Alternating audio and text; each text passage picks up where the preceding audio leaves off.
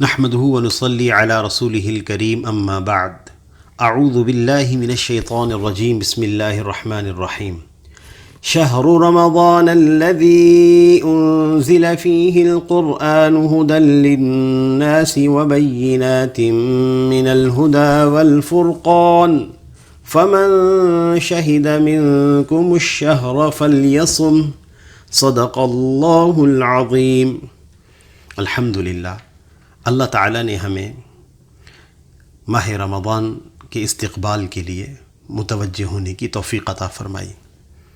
آپ صلی اللہ علیہ وسلم رجب کے مہینے میں یہ دعا مانگا کرتے تھے، اللہم بارک لنا فی رجب و شعبان، اے اللہ ہمارے رجب اور شعبان میں برکت عطا فرما، وبلغنا رمضان، اور اے اللہ ہمیں عافیت کے ساتھ رمضان المبارک تک پہنچا دیں۔ آپ صلی اللہ علیہ وسلم رمضان سے 2 مہینے پہلے اس کی تیاری فرما رہے ہیں، اس کا شوق کا اظہار فرما رہے ہیں، اور آپ صلی اللہ علیہ وسلم نے شعبان کے مہینے کی آخری تاریخوں میں ایک خطبہ ارشاد فرمایا جو رمضان کی تیاری کے لیے تھا، رمضان کے آداب کے لیے تھا، اس کی عبادت کے لیے تھا، اس رمضان کے روزوں سے مقصود کیا ہے، اس کے لیے وہ خطبہ ارشاد فرمایا بالکل شعبان کی آخری تاریخوں میں۔ الحمدللہ ہمیں بھی شعبان کی آخری تاریخوں میں یہ خطبہ سننے کا، سنانے کا اللہ تعالیٰ اس کی توفیق عطا فرما رہے ہیں۔ اللہ تعالیٰ مجھے اور آپ سب کو عمل کی توفیق عطا فرمائے۔ میری کوشش ہوگی کہ میں اس خطبے کے الفاظ آپ تک من وعن پہنچاؤں اور اس کا ترجمہ آپ کے سامنے پیش کروں۔ سنن بہقی کی روایت ہے، حضرت سلمان الفارسی رضی اللہ تعالیٰ عنہ فرماتے ہیں کہ ایک دفعہ آپ صلی اللہ علیہ وسلم نے شعبان کے آخری دن ہمیں خطبہ ارشاد فرمایا، اور اس خطبے میں ارشاد فرمایا، یا ایھا الناس قد اظلکم شہر عظیم، اے لوگو تمہارے اوپر ایک عظمت والا مہینہ سایہ کرنے والا ہے، شہر مبارک، اور برکت والا مہینہ۔ اللہ رب العزت نے اس کے دنوں میں برکت رکھی ہے، اس کی راتوں میں برکت رکھی ہے۔ کتنی برکتیں اللہ تعالیٰ نے اس کے دنوں اور راتوں میں اس کی عبادت میں رکھی ہیں، جس کی تفصیل آگے آ رہی ہے۔ اور یہاں تک کہ اللہ تعالیٰ نے اس کے کھانے میں یعنی سحری کے اندر برکت رکھی ہے۔ آپ صلی اللہ علیہ وسلم کا ارشاد ہے، السحور برکت، السحور برکت فلا تدعوہ، کہ سحری برکت ہے، تم اس کو کھانا نہ چھوڑو چاہے پانی کا ایک گھونٹ کیوں نہ ہو۔ فإن اللہ وملائکتہ یصلون علی المتسحرین، بے شک اللہ تعالیٰ سحری کھانے والوں پر اپنی رحمت نازل فرماتے ہیں، اور فرشتے ان سحری کھانے والوں کے لیے مغفرت کی دعا کرتے ہیں۔ تو اللہ تعالیٰ نے اتنی برکتیں رکھیں، اس لیے گزارش رہے گی ایک خدمت میں آپ کے کہ بسا اوقات انسان نیند کی غلبے کی وجہ سے سحری نہیں کھاتا، کہ نیند بہت زیادہ آ رہی، کوئی بات نہیں سو جاتے ہیں، نہیں، سحری کھانے کا اہتمام کیجیے۔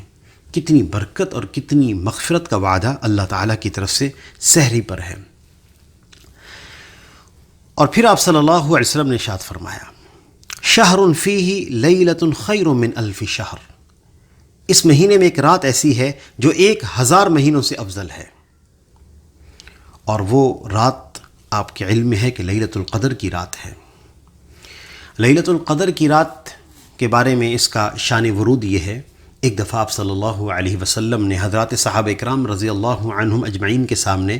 سابقہ امم کی کسی عابد کا تذکرہ فرمایا کہ وہ 1000 مہینوں تک عبادت میں اس طرح مشغول رہا کہ اس کی رات بھی پوری عبادت میں اور دن اللہ کی اطاعت میں گزرتا تھا۔ حضرات صحابہ اکرام بڑے حیران ہوئے، اس زمانے میں اتنی عمریں، اور جب کہ ہماری اتنی عمریں نہیں ہیں تو ہم کیسے اس کی عبادت تک پہنچ سکتے ہیں۔ اس پر حضرات صحابہ کرام کی اس حرص پر کہ کاش ہماری بھی اتنی عمریں ہوتی، ہم اتنی عبادت کرتے، تو اللہ تعالیٰ نے قرآن پاک میں نازل کیا، اِنَّا أَنزَلْنَاهُ فِي لَيْلَةِ الْقَدْرِ وَمَا أَدْرَاكَ لَيْلَةُ الْقَدْرِ لَيْلَةُ الْقَدْرِ خَيْرٌ مِّنْ أَلْفِ شَهْرٍ، کہ لیلۃ القدر وہ ایک رات ایسی ہے جو 1000 مہینوں سے افضل ہے۔ 1000 مہینوں سے افضل ہونے کا کیا مطلب؟ یعنی 83 سال 4 ماہ کی عبادت سے افضل ہے، اور 30,000 راتوں سے افضل ہے۔ محدثین نے عجیب بات لکھی ہے کہ یہ افضل ہونے کا کیا مطلب ہے. فرمایا کہ وہ آدمی جو 83 سال 4 ماہ عبادت کر کے، یعنی 30,000 راتیں عبادت کر کے جو قرب کا مقام اور منزلیں طے کرے گا، یہ شخص امت محمدیہ صلی اللہ علیہ وسلم میں سے جو ہے، اگر ایک رات کو یہ پالے، اس کے چند لمحے بھی پالے جو قبولیت والے ہوں، اللہ تعالیٰ اس کا یہ سفر ایک رات میں کروا دیں گے، جو 83 سال 4 ماہ کی عبادت کے بعد جس سفر کی انتہا تک انسان پہنچے گا. تو کتنی بڑی برکت اور خیر ہے. اور یاد رکھیے گا، اس کو حاصل کرنا کوئی مشکل نہیں. آپ انشاءاللہ ہم نیت کریں کہ اگر طاق راتوں میں اللہ تعالیٰ عبادت کی توفیق عطا فرما دے تو انشاءاللہ اس رات کی فضیلت اور خیر ہمیں حاصل ہو جائے گی. اور اگر پھر بھی طبیعت کے اندر وہ بات نہیں آتی اور بوجھ رہتا ہے یا کاموں کی مشاغل مصروفیت زیادہ ہے، تو پھر کم از کم اتنا تو اہتمام ہونا چاہیے. اور سب سے آخری درجہ ہے کہ آدمی عشاء کی نماز اور فجر کی نماز باجماعت ادا کرے. حضرت عثمان غنی رضی اللہ تعالیٰ عنہ کا یہ ارشاد سامنے رہے کہ ان کا یہ ارشاد ہے کہ نبی صلی اللہ علیہ وسلم، ان کی روایت ہے کہ نبی صلی اللہ علیہ وسلم نے ارشاد فرمایا،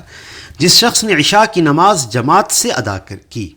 تو اس کو آدھی رات کے قیام کا ثواب ملے گا،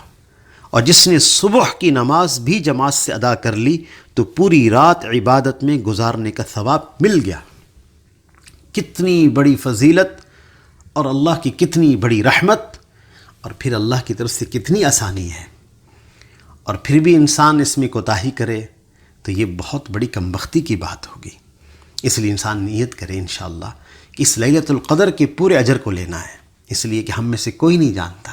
کہ اس رمضان کے بعد ہم میں سے کون شخص ہے جو اگلے رمضان کو پانے والا ہے. اور پھر آپ صلی اللہ علیہ وسلم نے ارشاد فرمایا، جعل اللہ صیامہ فریضہ وقیام لیلہ تطوعا. اللہ رب العزت نے اس کے روزے کو فرض فرمایا ہے اور اس کی تراویح کے قیام کو سنت قرار دیا ہے. اس کا روزہ فرض ہے، لہٰذا ہمیں اپنے گھروں کے اندر محنت کرنی ہوگی، اس کا ماحول بنانا ہوگا. ماحول کی برکت سے آپ نے دیکھا ہوگا جن گھروں کے اندر تربیت کا ماحول ہوتا ہے، سحری کا افطاری کا اہتمام ہوتا ہے، وہاں چھوٹے چھوٹے بچے بھی ضد کر رہے ہوتے ہیں کہ ہم نے روزہ رکھنا ہے. لیکن بعض گھرانے ایسے بھی ہیں آج بھی زمانے کے اندر، رمضان کا مہینہ آ چکا ہے، کوئی احساس نہیں. اسی طرح کھانا ناشتہ ٹیبل پہ لگ رہا ہے، دوپہر کا کھانا ٹیبل پہ لگ رہا ہے، گھر کے کسی فرد کو احساس نہیں ہے کہ روزہ ہے. گھر کا ماحول بنائیے. اور ایک چھوٹی سی گزارش یہاں کرنی ہوگی، ہماری وہ خواتین جو شرعی عذر کی وجہ سے روزہ نہیں رکھ پاتی، اگر وہ بھی اس دن تشبہ بالمصلین کر لیں، تشبہ بالصائمین کر لیں، یعنی روزے داروں کی مشابہت کر لیں، تو اللہ رب العزت یہ اجر بھی جو روزے کا ہے اس اجر و ثواب میں ان کا حصہ بھی فرما دیں گے. اللہ اس پر بھی اجر دیں گے اگر وہ تشبہ بالصائمین کر لیں. اور فقہا نے لکھا ہے کہ ہماری وہ خواتین جو شرعی جن کو عذر ہو، ان کو تشبہ بالصائمین یعنی روزہ داروں کی مشابہت کرنی چاہیے، تاکہ گھر کے اندر کھانے پینے کا ماحول نہ بنے. پھر آپ صلی اللہ علیہ وسلم نے ارشاد فرمایا، من تقرب فیہ بخصلۃ من الخیر کان کمن ادى فریضۃ فیما سواہ ومن ادى فریضۃ فیہ کان کمن ادى فریضۃ فیما سواہ. کہ جو شخص اس مہینے میں اللہ کی رضا اور اس کے قرب حاصل کرنے کے لیے نفلی عبادت کرے گا تو اس کو دوسرے زمانے کے فرضوں کے برابر اجر عطا کیا جائے گا. اور اس ماہ مبارک میں فرض ادا کرنے کا ثواب دوسرے زمانے کے 70 فرضوں کے برابر ہے. کتنی بڑی نعمت ہے کہ انسان ایک نفلی نیکی کرے اور اس کا اجر اللہ فرائض کے برابر عطا فرما دے، اور ایک فرض کا اجر اللہ 70 فرائض کے برابر عطا فرما دے. اور پھر آپ صلی اللہ علیہ وسلم نے ارشاد فرمایا، وَهُوَ شَهْرُ الصَّبْرِ، یہ صبر کا مہینہ ہے. صبر کا ایک عام معنی ہوتا ہے تکلیف پہ صبر کرنا، اللہ کی تقدیر سے شکوہ نہ کرنا، لیکن صبر کا ایک خاص معنی اور بھی ہے، اور وہ یہ ہے معصیت سے رکنا، اللہ تعالیٰ کی نافرمانی سے رکنا، اور بسا اوقات ہمارے نوجوانوں کے ذہن میں یہ بات آتی ہے کہ ہم اللہ کی نافرمانی سے کیسے رکیں؟ مولانا ہم تو نہیں رک سکتے، ماحول ایسا ہے، حالات ایسے ہیں، نافرمانی ہو جاتی ہے۔ یاد رکھیے گا، یہ نوجوان تھوڑی سی اپنی اس کیفیت کی طرف غور کرے کہ اللہ تعالیٰ نے اس کو روزہ رکھتے کتنی ہمت عطا فرما دی ہے اللہ کی نافرمانی سے رکنے کی، کہ یہ شخص جس نوجوان نے روزہ رکھا ہے، یہ بند کمرے میں ہے اور کوئی دیکھنے والا نہیں ہے، اس کی طبیعت اس کو اجازت نہیں دیتی، اس کے اندر کا چاہت اس کو اجازت نہیں دیتی، اس کی اندر کی کیفیت اجازت نہیں دیتی کہ میں پانی پی لوں، کوئی حالانکہ دیکھنے والا نہیں ہے۔ اللہ نے کتنی قوت اے نوجوان تجھے عطا فرما دی ہے، بس تو تھوڑی سی ہمت کر، 1 مہینے کے لیے تو نیت کر لے، اللہ رب العزت انشاءاللہ اس ماہ کی برکت سے پورا سال معصیت سے محفوظ فرما دیں گے۔ اور نوجوان کے اندر اللہ تعالیٰ نے طاقت بھر دی ہے معصیت سے رکنے کی، جس کو یہ نوجوان اپنی آنکھوں سے دیکھ رہا ہے۔ اس کے بعد کون سی حجت باقی رہ جاتی ہے؟ اس لیے تھوڑی سی ہمت کام میں لانی ہوگی۔ اللہ نے تو اتنی توفیق آپ کو دے دی ہے، پہاڑ جیسا صبر دے دیا آپ کو کہ آپ پانی نہیں پی رہے، تھوڑی سی اور ہمت کر لیں، انشاءاللہ اللہ رب العزت گناہوں سے بھی محفوظ فرما دیں گے۔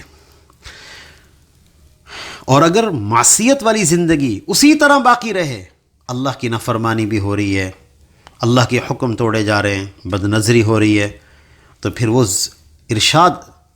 آپ صلی اللہ علیہ وسلم کا اپنے سامنے رکھنا ہوگا، من لم يدع قول الزور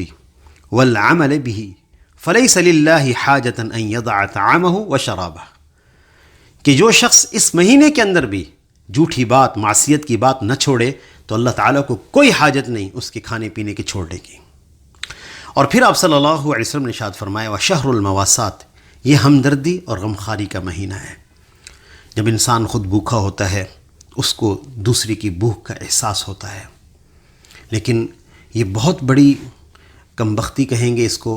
یا بد فطرتی کہیں گے کہ انسان اس مہینے کے اندر ضروری اجناس کا ذخیرہ کر لے، اور جس کی وجہ سے مصنوعی مہنگائی پیدا ہو جائے اور چیزیں مہنگی کر کے بیچی جائیں، جس میں آٹا ہے، چینی ہے، دالیں ہیں، ضروری اجناس۔ نہیں، اس میں تو ہمیں کسی کی دوسری کی بھوک کا احساس کرنا ہوگا۔ اگر یہ انسان ذخیرہ کر رہا ہے اور تاکہ ریٹ ضروری اجناس کے مہنگے ہو جائیں، تو آپ صلی اللہ علیہ وسلم کا ارشاد سامنے رکھنا ہوگا، من احتکر فہو ملعون، جس شخص نے ذخیرہ کیا وہ شخص ملعون ہے، اللہ کی رحمت سے دور ہے۔ انسان اس سے کتنے پیسے کما لے گا، وہ رقم، وہ پیسہ، وہ مال جس کے ساتھ اللہ کی رحمت نہیں ہے، کیسا نفع اس مال سے ملے گا، کون سی برکت اس مال سے آئیں گی؟ اس لیے ذمہ داری ہے ریاست کی بھی کہ وہ لوگ کہ ان کے اس مارکیٹ کے ریٹ کو کنٹرول کیا جائے، تاکہ آسان اور کم نرخوں میں ضروری اجناس تمام لوگوں کی پہنچ تک ہو جائیں۔ اور پھر آپ صلی اللہ علیہ وسلم نے ارشاد فرمایا وَشَهْرٌ يُزَادُ فِيهِ رِزْقُ الْمُؤْمِنِ، یہ وہ مہینہ ہے جس میں مؤمن بندے کے رزق میں اضافہ کر دیا جاتا ہے۔ اور پھر آپ صلی اللہ علیہ وسلم نے ارشاد فرمایا من فطر فیہ صائما کان له مغفرۃ لذنوبہ وعتق رقبتہ من النار، جو شخص اس مہینے میں کسی روزے دار کو افطار کرا دے، یہ افطاری اس کی گناہوں کی مغفرت کا ذریعہ بھی ہوگی اور اس کی گردن کو جہنم کی آگ سے چھڑانے کا ذریعہ بھی ہوگی۔ کتنی بڑی بات، روزہ افطار کرانا۔ اچھا، اس میں ایک گزارش یہ ہے کہ بسا اوقات ذہنوں میں یہ بات آتی ہے کہ ہم میں سے ہر شخص کے پاس اتنی وسعت نہیں ہے کہ ہم روزہ افطار کرائیں، بلکہ اس سے پہلے کی بات میرے ذہن میں آ رہی ہے، میں عرض کرتا چلوں۔ ہمارے استاد محترم مولانا یوسف خان صاحب دامت برکاتہم العالیہ ایک دفعہ فرمانے لگے، ایک صاحب مجھے ملے، وہ یہ کہنے لگے کہ جناب میں کسی جگہ افطاری نہیں کرتا، بس میں کہیں افطاری نہیں کرنا چاہتا۔ ان سے پوچھا خیریت ہے، آپ بیمار ہیں، کوئی عذر ہے؟ کہنے لگے عذر کوئی نہیں ہے، بس وہ میں نہیں چاہتا کہ میرے روزے کا ثواب کوئی لے جائے، روزہ میں رکھوں، مشقت میں اٹھاؤں، بھوک میں برداشت کروں اور افطاری کے وقت ثواب کوئی اور لے جائے۔ تو آپ صلی اللہ علیہ وسلم نے اس غلط فہمی کا روایت کے اگلے الفاظ میں جواب دیا ہے۔ اگلے الفاظ یہ ہیں حدیث کے، وَكَانَ لَهُ مِثْلُ أَجْرِهِ مِنْ غَيْرِ أَن يُنْقَصَ مِنْ أَجْرِهِ شَيْءٍ، کہ اس کو روزے دار کے برابر ثواب دیا جائے گا، روزہ افطار کرانے والے کو روزے دار کے برابر ثواب دیا جائے گا، اور روزے دار کے ثواب میں کوئی کمی نہیں کی جائے گی۔ اچھا، پھر اب اگلی بات، جب یہ بات آپ صلی اللہ علیہ وسلم نے ارشاد فرمائی کہ تم روزے داروں کو افطاری کراؤ، تو اب ہمارے ذہنوں میں بھی بسا اوقات ایک سوال اٹھتا ہے، اس زمانے کے لوگوں میں بھی اٹھا کہ وہ لوگ جن کو اللہ نے، جن کے پاس وسعت نہیں ہے، بسا اوقات ان کے ذہنوں میں یہ بات آتی ہے سوال، اور اس زمانے کے صحابہ کرام کے ذہنوں میں بھی سوال آیا کہ ہم میں سے ہر شخص اتنا صاحب وسعت نہیں ہے کہ وہ افطاریاں کرائے، کیونکہ افطاری کا جو مفہوم ہمارے ذہنوں میں ہے، کھانے کھلانا، مختلف چیزیں پکانا اور پھر کھلانا، تو وہی ایک ذہن میں ہوتا ہے، تو ایک اشکال ہوا اس زمانے میں صحابہ کرام کو ہوا کہ ہم میں سے ہر شخص کے پاس اتنی وسعت نہیں ہے کہ ہم افطاری کرائیں، تو انہوں نے عرض کیا یا رسول اللہ لیس کلنا یجد ما یفطر به الصائم، ہم میں سے ہر شخص کے پاس اتنی وسعت نہیں ہے کہ وہ روزہ افطار کرا سکے۔ قربان جائیں، آپ صلی اللہ علیہ وسلم نے کیا ارشاد فرمایا، یقین کیجئے اس ارشاد کو سنتے نیت فرما لیں، ہم میں سے کوئی شخص ایسا نہ ہو جو صرف اکیلا روزہ جو ہے، وہ کوئی شخص ایسا نہ ہو جو دوسروں کو روزہ افطار نہ کرائے۔ آپ صلی اللہ علیہ وسلم کا ارشاد ہے، آپ نے جواب میں ارشاد فرمایا یعطی اللہ هذا الثواب من فطر صائما على مذقة لبن او شربة من ماء، کہ اللہ جل شانہ یہ ثواب اور اجر ہر اس شخص کو عطا فرمائیں گے جو ایک گھونٹ پانی یا ایک گھونٹ لسی سے افطار کرا دے۔ بتائیے اس کے بعد کوئی بات باقی رہ جاتی ہے؟ ایک گھونٹ لسی، ایک گھونٹ پانی، یہ تو ہر شخص کر سکتا ہے، لیکن اس میں جو صاحب وسعت ہیں، جن کو اللہ تعالیٰ نے وسعت دے رکھی ہے، ان کے ذہنوں میں یہ بات نہ آئے کہ جناب اچھی بات ہاتھ لگ گئی، ایک گھونٹ ہی پانی پلانا نا کسی کو، ایک کھجور ہی کھلانی ہے تو انشاءاللہ ثواب تو مل گیا۔ نہیں، جو لوگ صاحب وسعت ہیں وہ آگے بڑھیں۔ آپ صلی اللہ علیہ وسلم نے فوراً اگلے ارشاد میں صاحب وسعت لوگوں کی طرف مخاطب ہو کے یہ بات فرمائی، ومن اشبع صائما، کہ صاحب وسعت کہیں اس پر قناعت نہ کر کے بیٹھ جائیں کہ ہمیں تو اس کی ضرورت نہیں ہے، کافی ہے ایک کھجور کھلا دینا۔ آپ صلی اللہ علیہ وسلم نے ارشاد فرمایا ومن اشبع صائما سقاہ اللہ من حوض شربتا لا يظمأ حتى يدخل الجنہ، کہ جو شخص کسی روزے دار کو پیٹ بھر کے کھانا کھلا دے، اللہ تعالیٰ اس کو میرے حوض سے ایسا سیراب کریں گے جس کے بعد جنت میں داخل ہونے تک اس کو پیاس نہیں لگے گی۔ یہ صاحب وسعت والوں کے لیے کتنا بڑا مقام ہے، تو وہ تو اس مقام کو ضرور حاصل کریں، پیچھے نہ ہٹیں۔ اور پھر آپ صلی اللہ علیہ وسلم نے ارشاد فرمایا وَهُوَ شَهْرٌ أَوَّلُهُ رَحْمَةٌ وَأَوْسَطُهُ مَغْفِرَةٌ وَآخِرُهُ عِتْقٌ مِّنَ النَّارِ، کہ اس مہینے کا پہلا عشرہ رحمت ہے، درمیانہ عشرہ مغفرت ہے، اور آخری عشرہ جہنم کی آگ سے آزادی ہے۔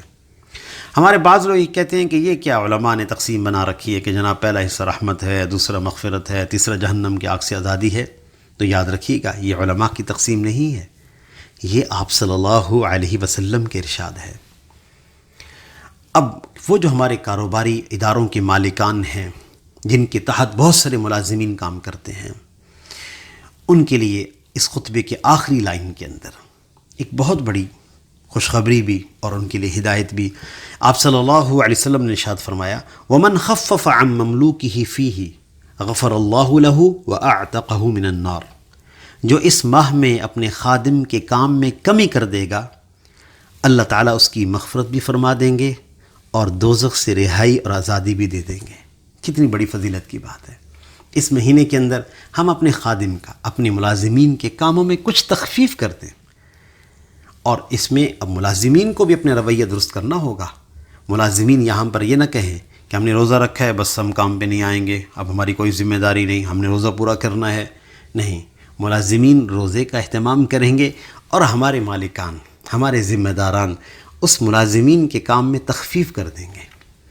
اور اللہ جل شانہ اس تخفیف پر بہت بڑا اجر عطا فرمائیں گے ہمارے ان مالکان کو۔ تو ان کی خدمت میں درخواست ہے کہ اس کا اہتمام کریں۔ اللہ رب العزت سے دعا ہے کہ اللہ پاک ہمیں ان باتوں پہ عمل کرنے کی توفیق عطا فرمائے۔ وآخر دعوانا ان الحمد للہ رب العالمین۔